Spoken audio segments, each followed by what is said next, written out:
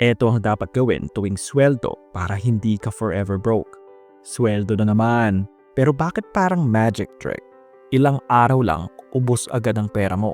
Sabi nga nila, ang pera parang tubig sa palad. Kapag hindi mo pinanghahawakan, dudulas lang. Pero relax ka lang my friend, hindi mo kailangang maging accountant para ma-manage ang sahod mo. Kasi today, ibabahagi ko sa iyo ang 5-step payday routine na kahit simpleng empleyado kayang sundan. Kung gagawin mo to, makakapag-ipon ka na at makaka-break free sa cycle ng pagka-broke. At sa step number 3, malalaman mo yung biggest utang trap na bumibitag sa karamihan ng Pinoy. Baka nandyan ka na, kaya siguraduhin mong tapusin ang video. Step number 1, face the numbers. Huwag mag-ostrich. Alam mo ba yung ostrich effect? Yung kapag may problema, tinatago mo na lang yung ulo mo sa buhangin para kunyari walang mali. Parang ex mo na ginagaslight ka pag may kasalanan. Lalo na kapag may iba. Joke lang.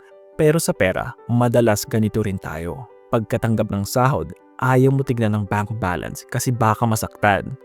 Pero mas masakit di ba kapag dumating na ang bills at wala ka ng pambayad.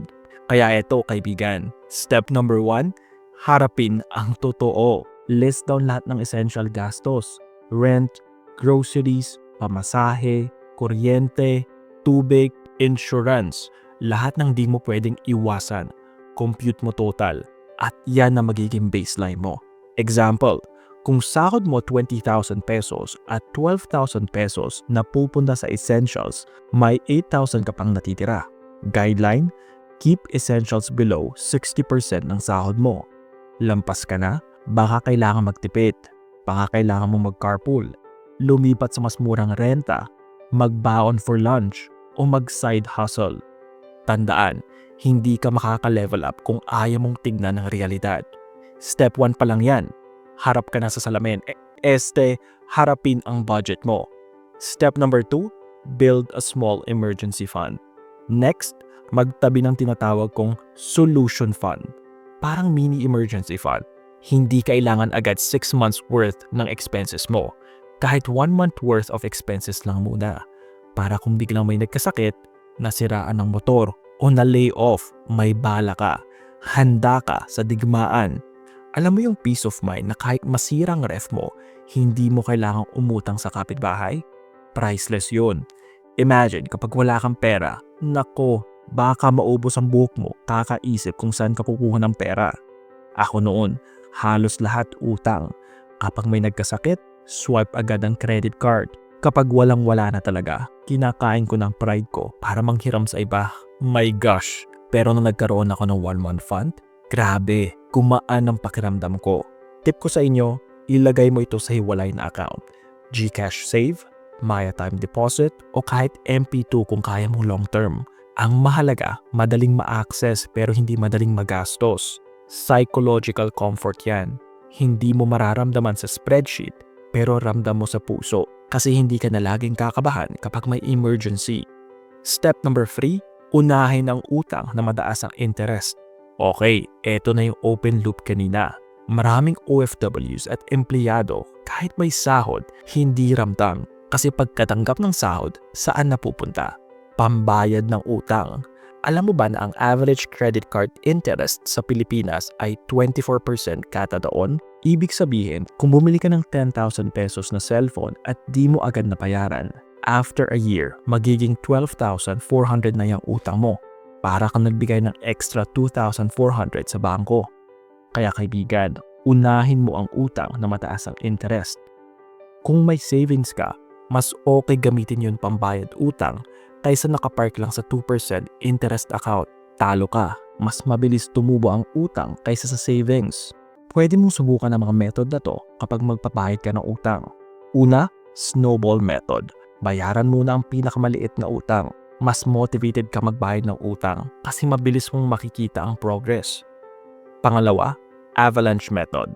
Bayaran muna ang may pinakamataas na interest para mas makasave ka long term.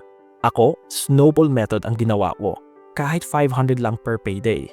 Kusa akong nagbabayad. Ayaw ko na yung araw-araw may tumatawag para maningil. Nakaka-stress yun. Pero nung nabayaran ko yung una, tuloy-tuloy na parang domino effect. Na-obsess talaga ako magbayad ng utang.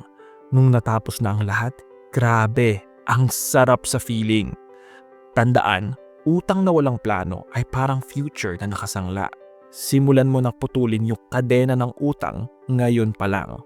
Step number 4, budget for daily living and wants. Ngayon, kung may natitira na after savings, bills at utang, ito lang ang gagamitin mo sa pang-araw-araw mo. Effective dito gamitin ang envelope system. Lagyan mo ng label bawat sobre. Groceries, pamasahe, allowance, at syempre pam-wants. Kapag ubos na ang wants envelope, tapos na.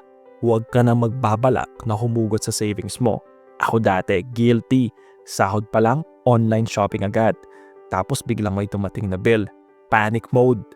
Ngayon, may hiwalay na sobre pang online shopping at pang milk tea. At syempre, importante rin na maglaan ng konting happy fund. Kahit 5% ng sahod mo para sa simpleng reward.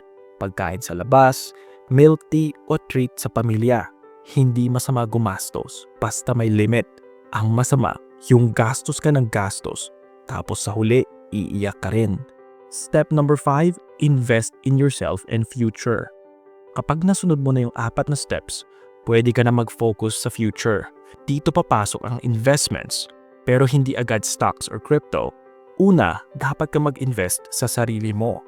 Educate yourself. Dahil ang bagay na hindi mawawala sa iyo. Pwede kang sumubok ng mga short course sa TESDA, online class sa Upwork Skills, o kahit simpleng training na magbibigay sa iyo ng chance tumaas ang iyong income. Ang laking tulong kasi kapag na-upskill mo ang sarili mo, magagamit mo yan para mas malaki ang chance mo for promotion, to negotiate a higher pay sa boss mo, o baka naman pwedeng gamitin for a side hustle. Ako noon, I worked as a customer service agent. Nag-aral na magbenta para gumaling sa sales. Nung napansin na ako na manager ko, nalipat ako sa role na kumikita ng commissions. Sobra talagang nilaki ng income ko, which helped me to provide for my family. Mas madali na mag-ipon at mag-invest. Pag handa ka na, pwede mo ring simulan ng MP2 ng Pag-ibig, which is guaranteed dividends at tax-free. Kahit 500 pesos lang per month, could start na yan. Or kung may extra pa talaga, pwede mutual funds o S&P 500 through eToro or other trading platforms. Ang mahalaga, huwag mo hayaang matulog lang ang pera. Kasi sabi nga nila, the best investment you can make is in yourself. At dagdag ko na rin, the best time to start investing was yesterday. The next best time is today. So ayan mga kaibigan, simple 5-step payday routine. Face the numbers, build the fund, clear debt, budget, invest.